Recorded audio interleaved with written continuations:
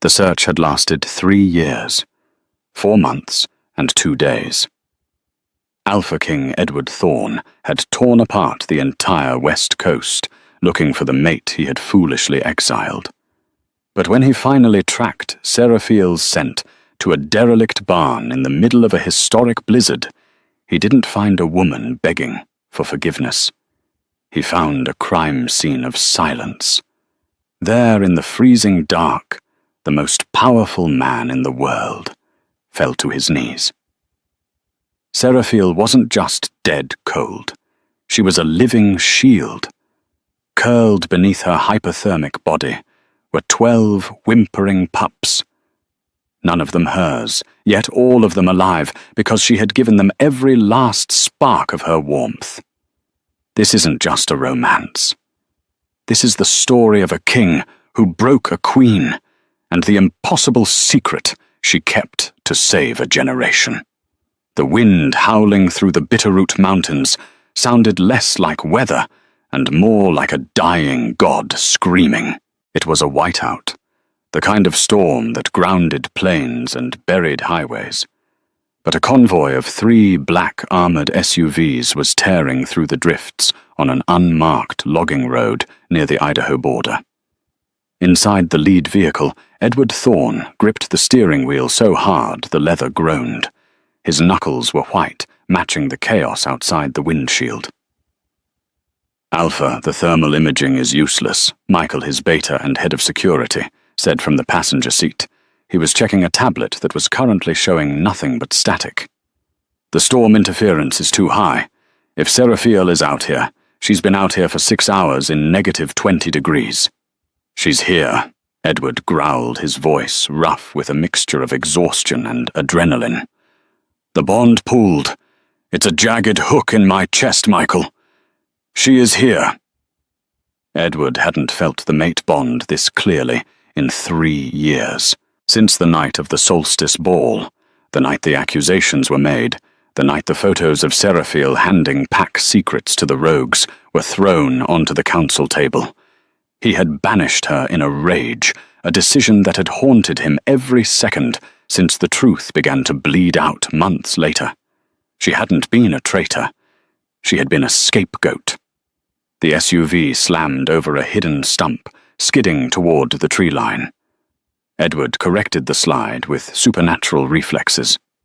"There," Edward said, pointing to a dark shape barely visible through the swirling snow. It was a structure. A barn, perhaps, or what was left of an old trapper's cabin. The roof had partially collapsed and the wood was grey with rot.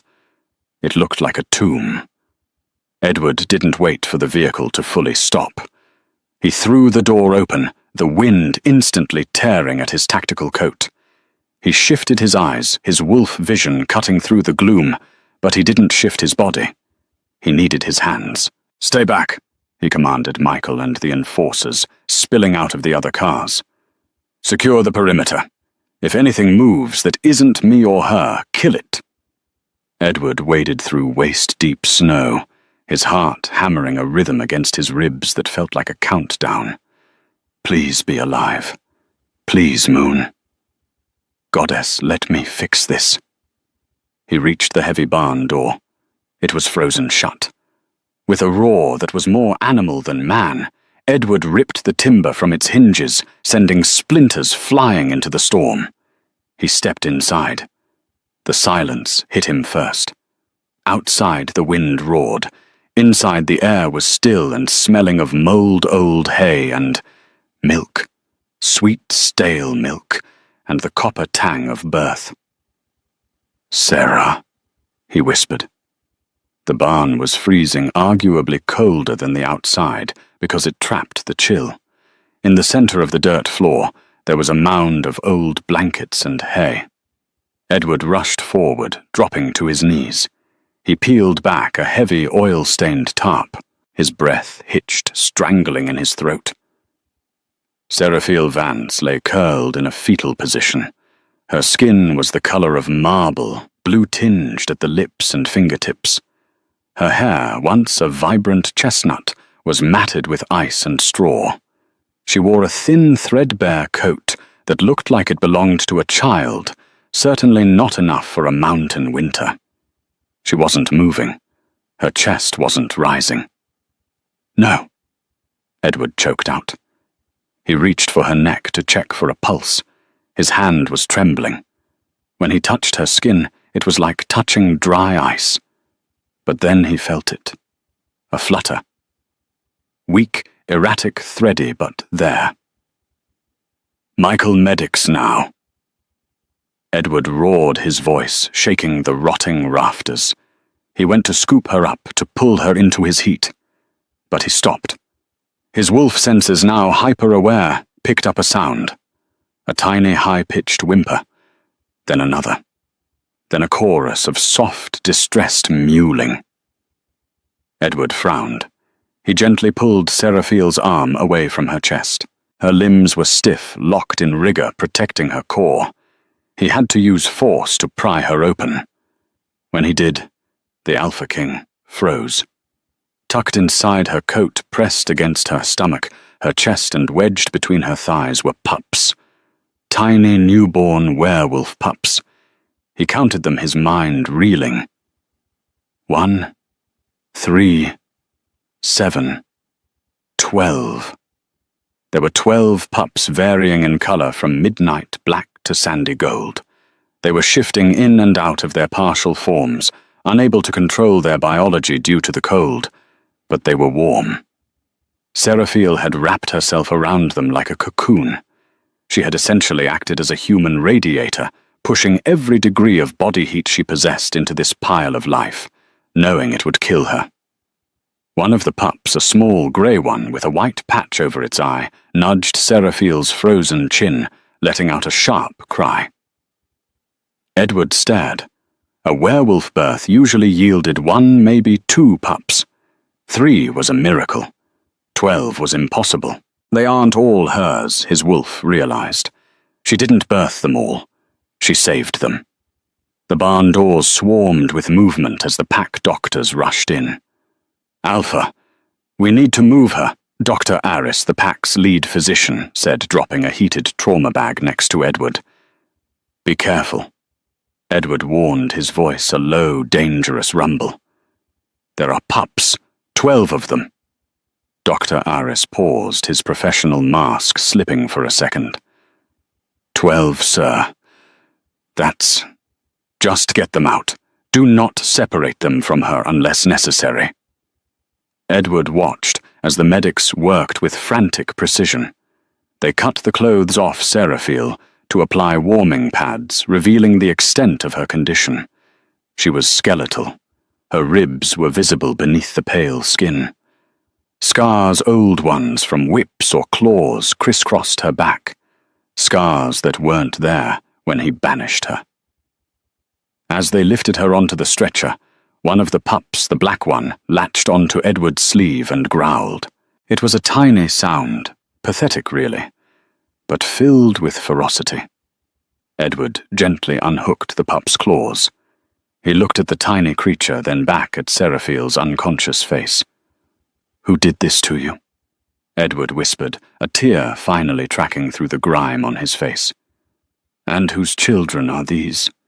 He stood up, shedding his coat, to drape it over the crate, where the medics were placing the pups.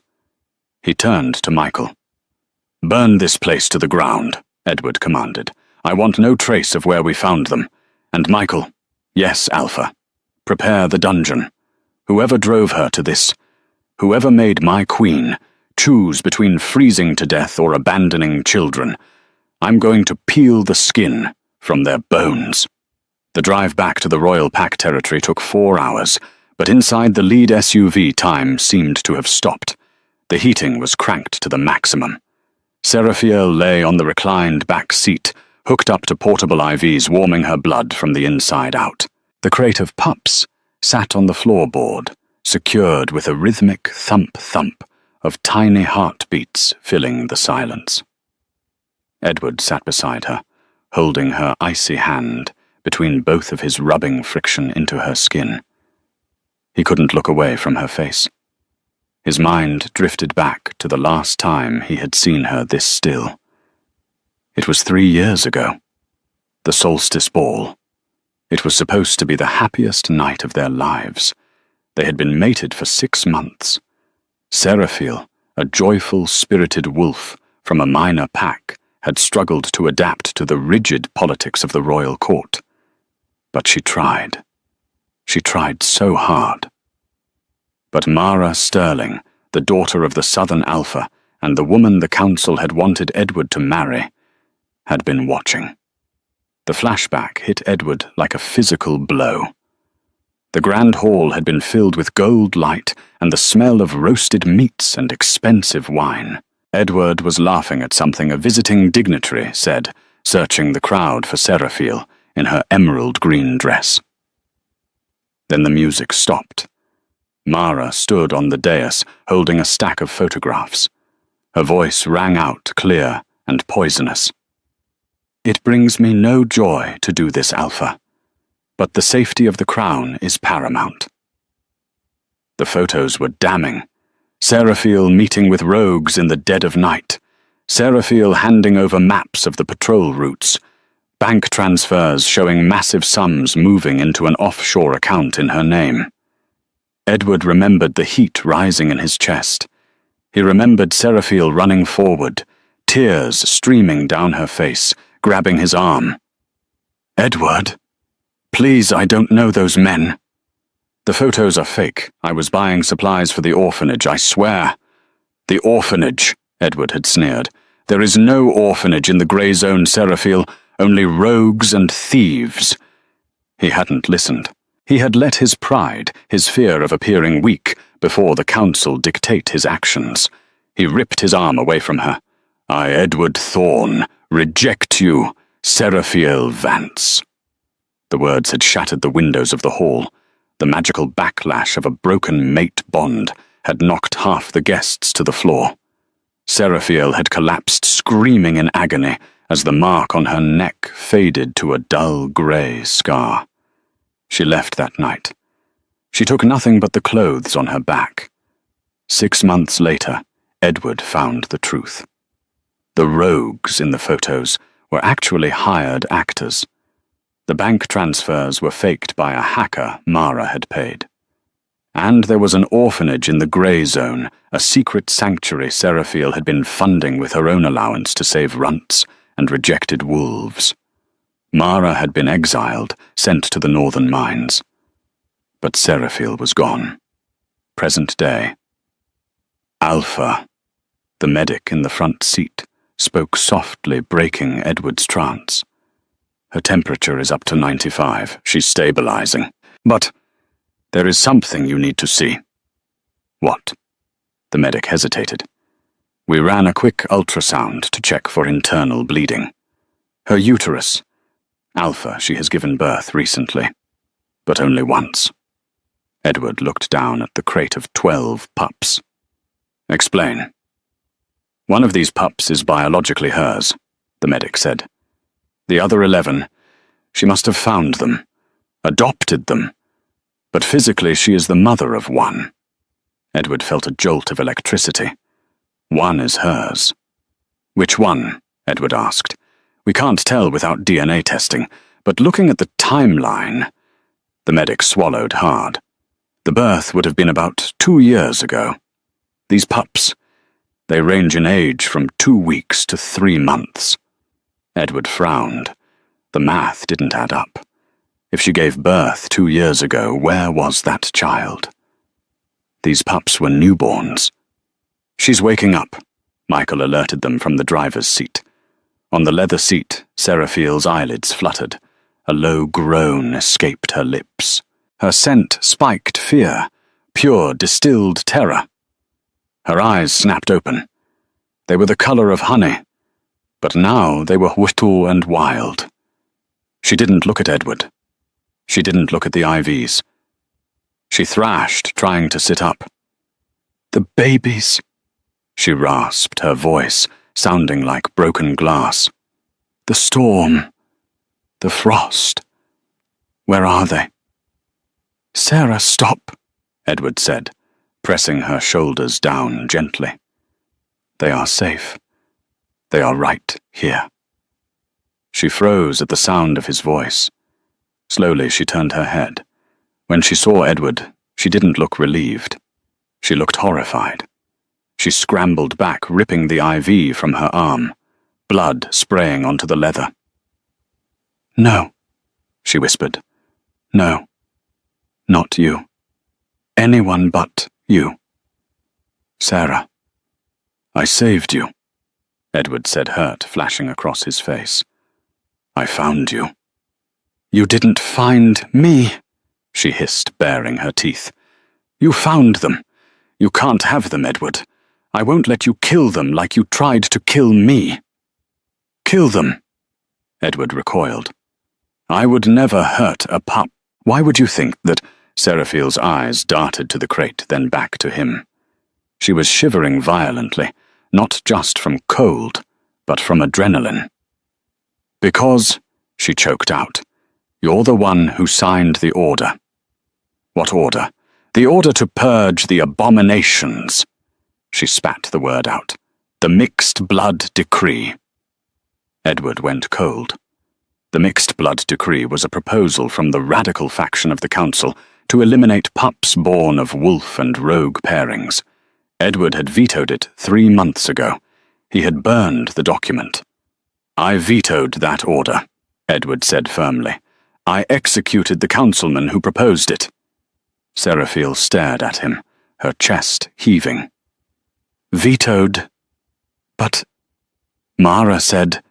"Mara." Edward's voice dropped an octave. "You've seen Mara." Seraphiel closed her eyes, tears leaking out. "She came to the sanctuary 3 days ago.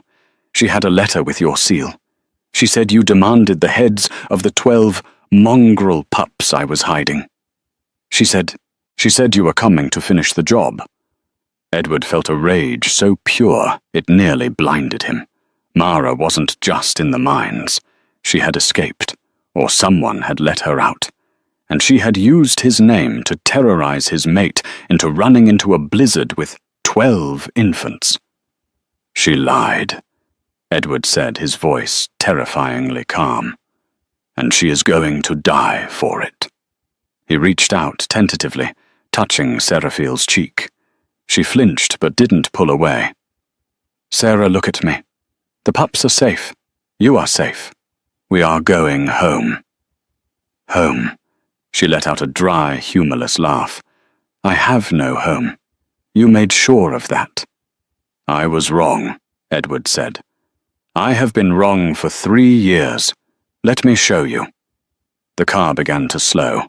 They had arrived at the Royal Pack gates, but as the heavy iron gates swung open, Michael tapped his earpiece. "Alpha," Michael said, his voice tight. "We have a problem at the main house."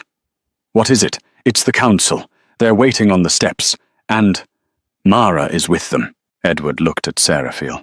Her face had gone pale as a sheet. "She told me you were working together," Seraphiel whispered. Edward unbuckled his seatbelt. His eyes flashed a brilliant lethal gold. "Stay in the car, Michael. Lock the doors." Edward turned to Seraphiel. "Watch me," he said. "Just watch." The steps of the Royal Pack house were marble, usually pristine and welcoming. Tonight, they looked like a courtroom. 12 council members stood in a semicircle, their grey cloaks whipping in the wind. And in the centre, wearing a coat of white fox fur that cost more than Seraphiel's entire sanctuary, stood Mara Sterling. She didn't look like a prisoner who had escaped the northern mines. She looked like a queen in waiting. Edward stepped out of the SUV. The atmosphere instantly grew heavy, the very air becoming dense with the pressure of his alpha aura. He didn't close the car door. He left it open, a silent signal that his priority was inside. "Welcome home, Alpha," Councilman Silas, the head of the elders, said. His voice was oily smooth. "We were told you were retrieving contraband." Edward walked forward, his boots crunching on the frozen gravel. He stopped 3 steps below them, forcing them to look down at him. Yet somehow He made them feel small. "I went to retrieve my mate," Edward said, his voice carrying effortlessly over the wind. "And I find a convicted traitor standing on my doorstep. Explain yourself, Silas. Why is Mara Sterling not rotting in the mines?" Mara stepped forward before Silas could answer. She smiled a gesture that didn't reach her cold blue eyes. "Because the mines are for criminals, Edward," she purred. "I am a patriot. The council reinstated me this morning. Emergency powers. They needed someone who was willing to do what you are not." "And what is that?" Edward asked, his hands balling into fists at his sides. "Protecting the bloodline." Mara hissed, her demeanor snapping from sweet to vicious in a heartbeat. "We know what you have in that car. 12 mongrels. Mixed blood abominations born of rogue whores and unregistered males. They are a disease, Edward. And that woman, that exile, is the carrier." Inside the car, Seraphiel pressed her hand against the glass. She was trembling. This was exactly what Mara had told her at the barn. "They want the babies dead." "You issued a kill order in my name," Edward said softly. It was the kind of quiet that promised violence. "You forged my signature. You terrorized a woman who was already starving." "I did what was necessary," Mara shouted, playing to the crowd of pack members gathering at the periphery. "The law states that any unregistered wolf born in the Grey Zone is a threat to our security." She was hoarding them, building an army of bastards to challenge your throne. The council members murmured in agreement. "She has a point, Alpha," Silas said. "The law is clear." Edward threw his head back and laughed. It was a terrifying sound. "The law!" Edward roared, his eyes bleeding into the amber gold of his wolf. "I am the law!" The pressure wave hit them. Silas stumbled back. Mara flinched. "You speak of threats to the throne." Edward pointed a shaking finger at Mara. "The only threat to this pack is the rot standing on these steps.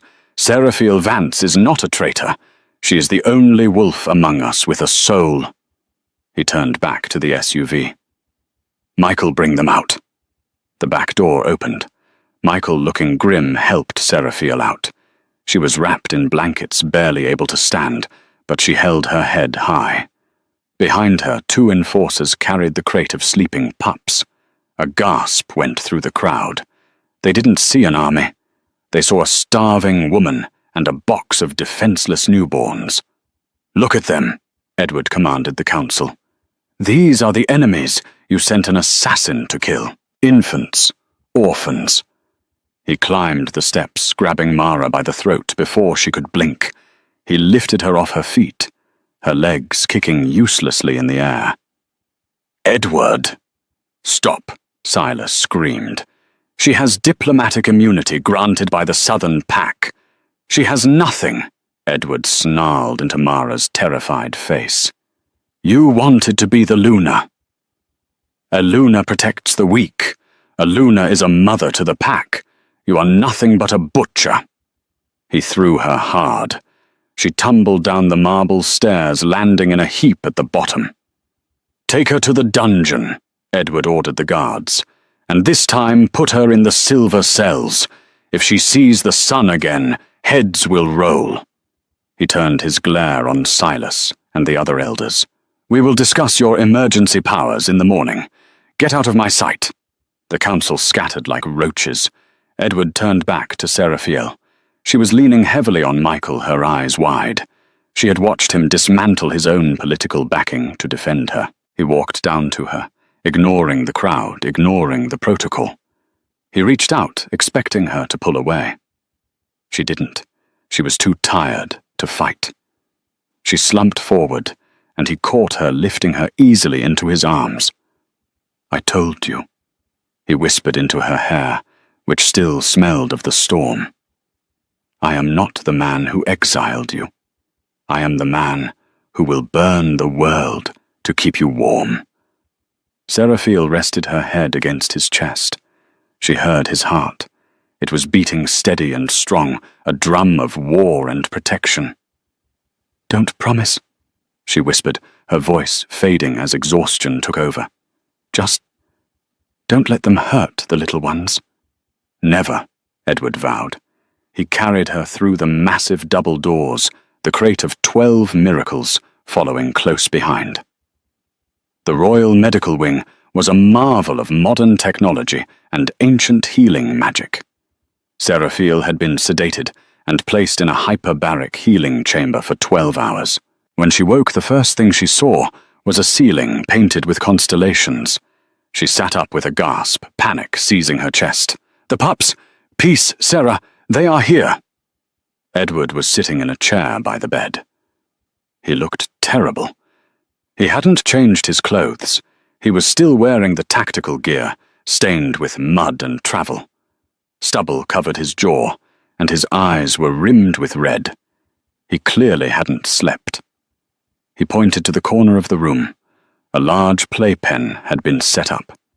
Insat on a mountain of plush pillows, 12 puppies were sleeping in a chaotic pile of fur.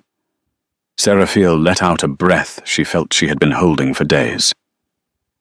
"You kept them together." "You said they were a pack," Edward said gently. "I wouldn't separate a pack." He stood up and poured her a glass of water. "Drink. Dr. Aris says you are severely malnourished. It will take weeks to get your strength back." She took the glass, her fingers brushing his. The sparks, the mate bond, were instant and electric. She pulled back quickly, spilling a little water. "Why are you doing this, Edward?" she asked, her voice guarding a deep wound. 3 years ago you wouldn't even look at me." "I was a fool," Edward said, sitting on the edge of the bed, giving her space but staying close. "I listened to whispers instead of my heart. I have spent every day of the last 3 years trying to find you, to beg for your forgiveness." Seraphil looked down at the sheets. "Forgiveness is expensive, Edward. It cost me everything." Edward paused. The air in the room shifted. He leaned forward, his elbows on his knees. "Sarah, the medics told me something." Her head snapped up. "What?" "They said you have given birth, biologically. About 2 years ago." Seraphil went rigid. Her scent soured with grief. "The pups in that pen. The oldest is 3 months. None of them are yours, are they?" Edward asked softly. "No," she whispered. "They are orphans. Their mothers died in the cold, or were killed by hunters, or—" She trailed off. "Where is your child, Seraphil?" Edward asked, his voice breaking. "Where is our— was it mine?" Seraphil looked at him, and the pain in her eyes was so raw, Edward almost looked away. "Yes," she said. "He was yours. I was pregnant when you banished me. I didn't know until I was a month into the grey zone." Edward felt the blood drain from his face. He had banished his pregnant mate into the wasteland. The guilt was a physical blow to his gut. Edward choked out. "A boy," she said, tears spilling over. "I named him Orion, because he was born under the stars in a cave with no one but a rogue midwife to help me." "Where is he?" Edward demanded, hope and terror warring in his chest. Did he survive the winter?" "He survived," Seraphil said, her voice turning hard. "He was strong. He had your eyes. But when he was 6 months old, they came." "Who? I don't know their names," she said, trembling. "It was a raiding party, but they weren't typical rogues. They wore masks. They had high-graded weapons. They attacked the sanctuary I was building. I fought. Goddess Edward, I fought so hard." She pulled the hospital gown down slightly to reveal a jagged, ugly scar on her shoulder. "They put a silver bullet in me. When I woke up, the nursery was empty. They took him." They took only him. Edward stood up, pacing the room like a caged animal. They took my son. 2 years ago. Why for ransom? No ransom note ever came, Seraphil said, wiping her face. I searched. I tracked them for hundreds of miles until the trail went cold at the borders of the Eastern Territory. That's why I stayed in the mountains. That's why I collected those 12 pups. Every time I found an orphan, I thought, maybe this is him. Or maybe if I save them, someone will save him. Edward slammed his fist into the wall, cracking the plaster.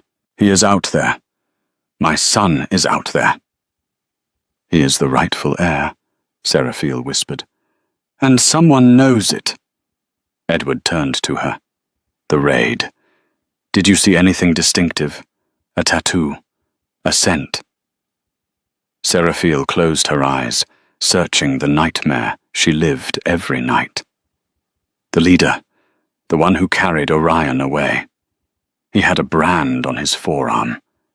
It wasn't a pack mark. It looked like a serpent eating a sun. Edward froze. The Eclipse Syndicate, he breathed. You know them. They are mercenaries, Edward said, his voice dropping to a deadly whisper. Slavers. They deal in rare bloodlines. They sell powerful wolves to the highest bidder for underground fighting rings or experimentation. Seraphil let out a choked storm, covering her mouth. Experimentation. Edward rushed to her, wrapping his arms around her. This time she didn't flinch. She clung to him, burying her face in his chest, sobbing the tears she had held back for 2 years. I will find him, Edward swore, pressing his lips to her forehead. I found you, didn't I? I will find Orion. I will burn the Eclipse Syndicate to the ground and salt the earth. He pulled back, gripping her shoulders. But this means Mara wasn't working alone. The Eclipse Syndicate doesn't operate in my territory unless they have a back door. Someone let them in 2 years ago to steal the heir, and someone let Mara out to kill you before you could come back. The traitor is still here. Seraphil realized fear replacing her grief. Edward, we aren't safe. As if on cue, the lights in the hospital wing flickered. The electronic lock on the door beeped red, then clicked open. But no one walked in. Instead, a canister rolled across the floor. It hissed, spewing green gas. Wolfsbane! Edward roared. He didn't think. He didn't breathe. He dove for the playpen, grabbing the entire bundle of blankets and pups in one massive scoop, then threw himself over Seraphil on the bed, shielding her and the 12 babies with his own body as the gas filled the room. The gas was heavy, a concentrated neurotoxin designed to paralyze a wolf in seconds. Edward felt his limbs getting heavy, his lungs burning as he tried to hold his breath. Hold them, Edward gritted out to Seraphil, shoving the bundle of pups into her arms under the sheets. Don't breathe. He needed to get them out. The window. With a roar that tore at his burning throat, Edward grabbed a heavy medical cart and hurled it through the reinforced glass window. Ideally, they were on the first floor. Shattered glass rained down onto the snow outside. The fresh, freezing air rushed in, diluting the gas. Go, Edward commanded. He helped Seraphil, who was clutching the pups, climb out the window. She stumbled into the snow, coughing. The pups were waking up, whining in confusion. Edward vaulted out after her, landing in a crouch. He scanned the perimeter. The hospital wing was on the east side of the estate, secluded. Shadows moved in the tree line. 3 of them. They held crossbows loaded with silver-tipped bolts. Assassins! Edward bellowed, his voice booming across the estate, alerting every guard within a mile. The assassins didn't retreat. They fired. Edward didn't dodge. He couldn't. Seraphiel was behind him. He took 2 bolts to the chest. They punched through his armor, sinking deep. The burning of silver was immediate, like liquid fire in his veins. He snarled, ripping the bolts out with a spray of blood. "Is that all you have?" He shifted. The transformation was violent and instant. A massive midnight wolf, standing 7 feet at the shoulder, took his place. He launched himself at the tree line. Seraphiel watched terrified as Edward tore through the assassins.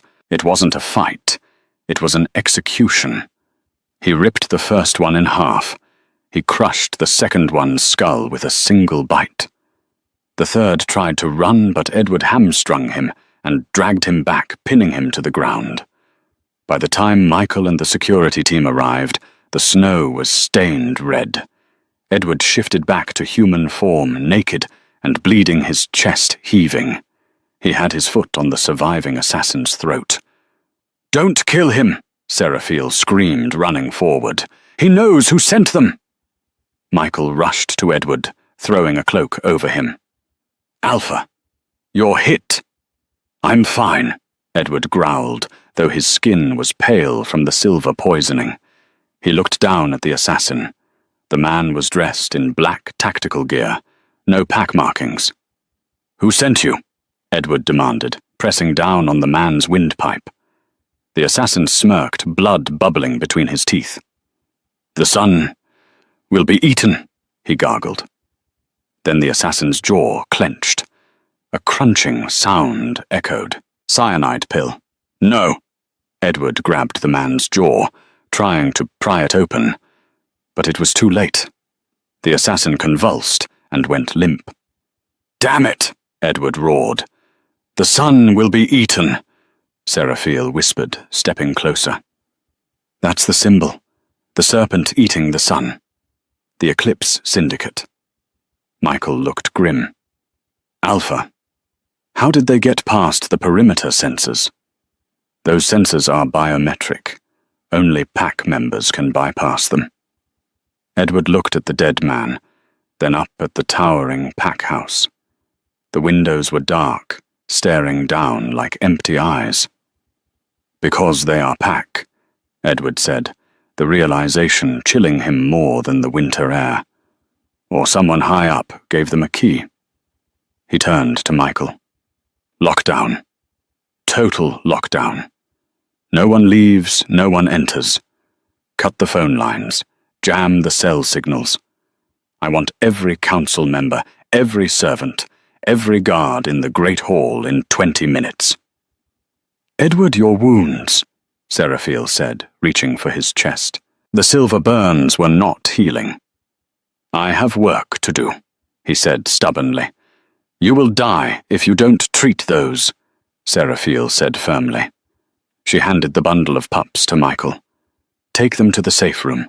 Guard them with your life." She turned back to Edward, her eyes flashing with a strength he hadn't seen in years. "And you, sit down. I am going to heal you." "You..." Edward blinked. "You aren't a healer." "I kept 12 pups alive in a blizzard for 6 hours," she said, placing her hands on his chest. A soft white light began to glow from her palms. "And I learned a few things from the rogue witches in the grey zone." Edward watched in awe as the silver poison was drawn out of his wounds like black smoke. Her touch was warm, soothing. "You've changed," he said softly. "I had to," she replied, not looking up. "The girl you married died in the snow, Edward. You have to get used to the woman who survived." When she finished, she stood up, wiping her hands. "Now, let's go find out who stole our son." They walked back into the pack house, side by side. They weren't just mates anymore. They were partners in war. As they entered the great hall, the pack was gathering. Fear was palpable. But Edward's eyes scanned the room, looking for one specific reaction. He looked at Councilman Silas. The old man looked nervous, sweating. He looked at the head of security, Michael, who was loyal, he hoped. Then he looked at his own aunt, Lady Genevieve, the matriarch of the family. She was standing near the fireplace, sipping tea. She looked bored. "Michael," Edward whispered, "check the logs. See who authorized a delivery truck to enter the service gate 2 hours ago." Michael checked his tablet. His face went white. It was authorized by Lady Genevieve's personal code. Edward felt his heart stop. His aunt, the woman who raised him after his parents died. He walked to the center of the room. The chatter died down. "There is a traitor in this room," Edward announced. "Someone who works with slavers. Someone who sold my son." He slowly turned his head and locked eyes with Genevieve. "Hello, Auntie." Genevieve set her teacup down. The porcelain clinked loudly in the silence. She smiled, and it was the smile of a viper. "You always were too emotional, Edward," she said calmly. "Just like your father. That's why he had to be removed, too." The great hall erupted into chaos. It wasn't just a shocking revelation. It was a coup. When Genevieve smirked, she didn't just taunt Edward. She gave a signal. Around the room, nearly 20 Enforcers wolves Edward had trained, fed and trusted, drew their weapons. They didn't aim at the traitor. They aimed at their king. "You think I worked alone?" Genevieve laughed, her voice echoing off the high, vaulted ceilings. "I have been culling the weak from this pack for decades, Edward. Your father wanted to soften our laws. He wanted peace with the rogues. He was weak, just like you." "You killed him," Edward said, his voice shaking, not with fear, but with the effort to hold back his wolf. "You poisoned your own brother." "I saved the pack," Genevieve shrieked, "and now I will save it again from you and your rogue-loving whore." "Kill them," she commanded. The room exploded. Edward moved faster than human eyes could track. He didn't shift. He didn't have time. He grabbed the nearest table, a massive oak slab, and flipped it, creating a shield just as bullets barked against the wood. "Michael, get Seraphiel out!" Edward roared. "No!" Seraphiel shouted. She wasn't running. Not this time. As an enforcer lunged at her with a machete, Seraphiel didn't cower. 2 years in the grey zone, fighting off starvation and bandits, had stripped the softness from her. She ducked under the swing, grabbing a silver fruit knife from the overturned banquet table. With a precise, brutal movement she had learned from a rogue assassin, she jammed the blade into the attacker's thigh, twisting it. The wolf howled and went down. "I am the Luna," Seraphiel screamed, her voice carrying the weight of the Alpha Command. "Stand down." Her voice hit the room like a physical shockwave. The Beta Wolves, those not fully initiated into Genevieve's inner circle, hesitated. The Alpha Command from a true mate was powerful. Edward seized that moment of hesitation. He shifted. The Midnight Wolf appeared a blur of black fur and lethal claws. He tore through the traitor guards like paper. He wasn't fighting to subdue. He was fighting to exterminate. He reached Genevieve's personal guard, a massive brute named Kael, and snapped his neck with a single swipe. Genevieve's confidence faltered. She backed away toward the servant's entrance, clutching her purse. "You can't kill me!" she screamed as Edward stalked toward her, his muzzle dripping with blood. "I know where the boy is. If I die, he dies." Edward froze. He shifted back, his human form, naked and terrifying, covered in the blood of his enemies. He grabbed Genevieve by her pearl necklace, lifting her off the ground until she choked. "Where?" Edward snarled. The Blackwood airstrip," she gasped, her face turning purple. "The transaction, it's tonight, midnight. The Syndicate is flying him to Russia." Edward looked at the grandfather clock in the hall. It was 11:15 p.m. The airstrip was 30 miles away. "If he is not there," Edward whispered into her ear, "I will resurrect you just to kill you again." He dropped her. "Michael, zip-tie her. Throw her in the kennel with the starving dogs. Everyone else we move." Now. Seraphil was already at the door, clutching a semi-automatic rifle she had scavenged from a fallen guard. "I'm driving," she said. Edward looked at her. Her dress was torn, her face splattered with blood, and she looked more beautiful than the day he married her. "Let's go get our son," he said. The Blackwood airstrip was a jagged scar cut deep into the dense pine forest, a relic of the Cold War, now repurposed for a colder kind of commerce. The blizzard that had raged for days had thinned to a razor-sharp sleet, coating the tarmac in a sheet of black ice. In the center of the runway, bathed in the harsh, sterile glow of halogen floodlights, sat a Gulfstream jet. Its engines were already whining a high-pitched scream that cut through the silence of the woods. Edward Thorne lay flat on his stomach atop a rocky ridge overlooking the airfield. Through the scope of a thermal monocular, he watched the transaction unfolding 300 yards away. His heart hammered against his ribs not from fear, but from a rage so potent it tasted like copper in his mouth. "I see him," Seraphil whispered beside him. Her voice was steady, but Edward could smell the sharp spike of adrenaline rolling off her. She wasn't trembling. The woman who had survived the grey zone didn't tremble. She calculated. Down on the tarmac, a group of mercenaries in charcoal grey tactical gear formed a perimeter around the jet's loading ramp.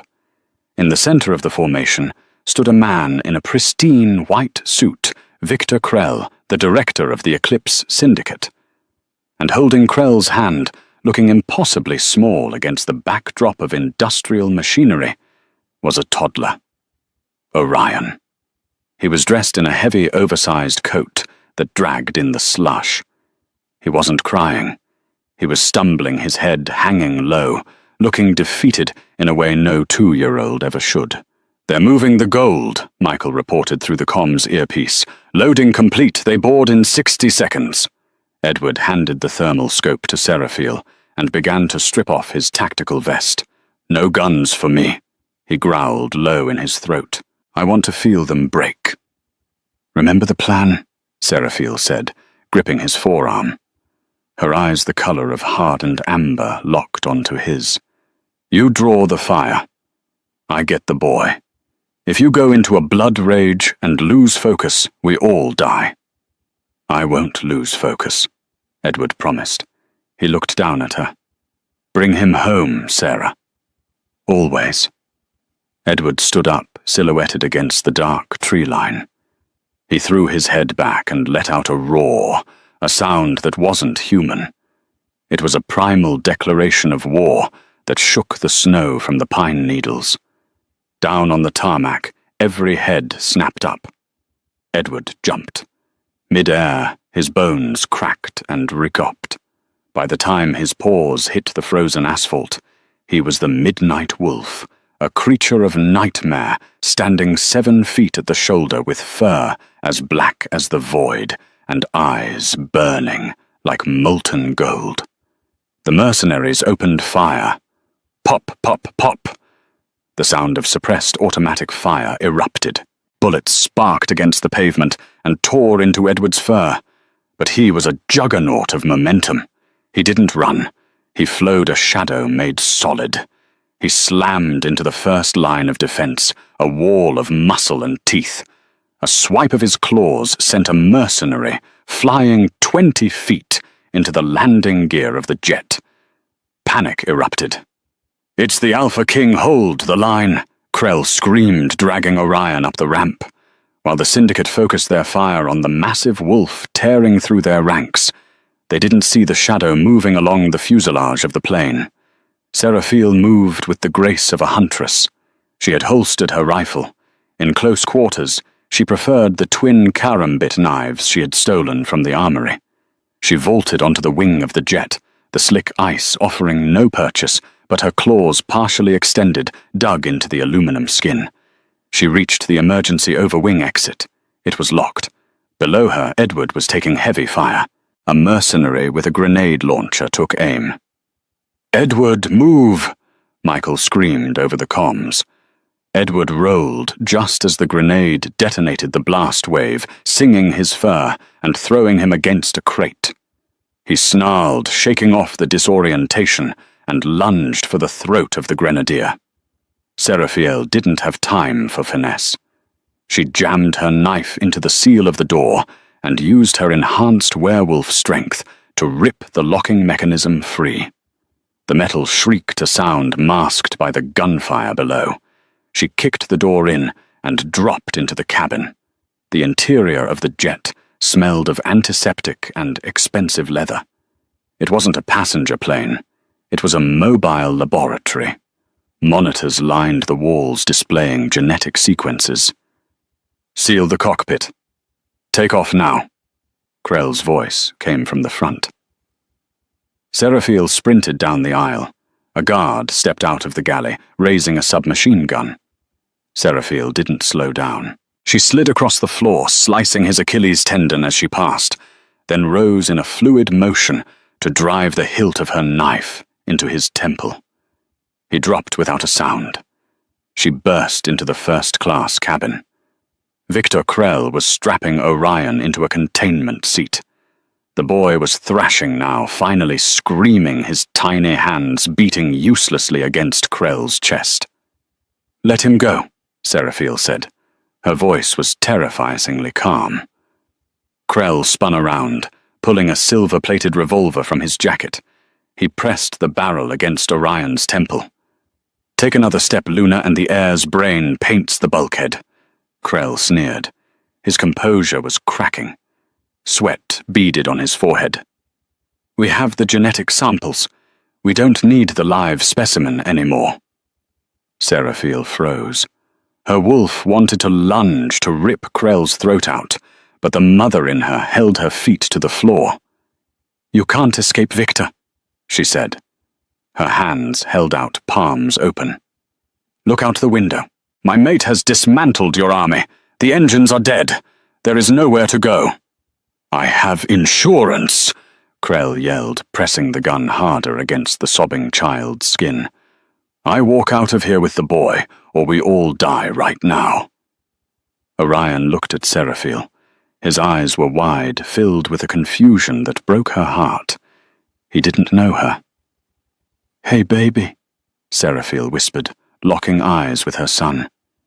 "Do you remember the song, the one about the moon?" Krell blinked. "Shut up." "Lavender's blue, dilly, dilly," Seraphiel sang softly, her voice trembling. Orion stopped crying. His brow furrowed. It was a song she had sung to him every night while he was in her womb, and every night for the 6 months before he was stolen. "Lavender's green," Orion whispered back the memory, surfacing from the deep well of his infancy. "Create a distraction, Orion." Seraphiel signaled with her eyes. The boy, sensing the shift in energy, did the only thing a toddler knew how to do when scared and angry. He bit Krell's hand. Hard. Krell howled reflexively, pulling his hand back. The gun wavered for a fraction of a second. That was all Seraphiel needed. She crossed the 10 feet between them in a blur. She didn't use her knives. She grabbed Krell's wrist, snapping the bone with a sickening crunch. The gun fell. With her other hand, she grabbed him by the throat and slammed him against the bulkhead, denting the metal. "You touched my son," she hissed, her eyes glowing violet, the mark of a Luna in distress. "You made him cry." She threw Krell down the aisle like a rag doll. He tumbled backward unconscious before he hit the floor. Seraphiel fell to her knees in front of the seat. She ripped the straps off with frantic strength. "Orion," she choked out, pulling him into her chest. The boy hesitated for a second, then buried his face in her neck, inhaling her scent. "Mama, yes," she sobbed, rocking him. "Yes, it's Mama. I'm here. I've got you." The plane shuddered. The door to the ramp ripped open. Edward stood there. He was back in human form, naked from the waist up. His body streaked with blood and soot, breathing heavily. He looked like a god of war. But when he saw them, his mate clutching his son on the floor of the cabin, the rage drained out of him, leaving only a profound, aching relief.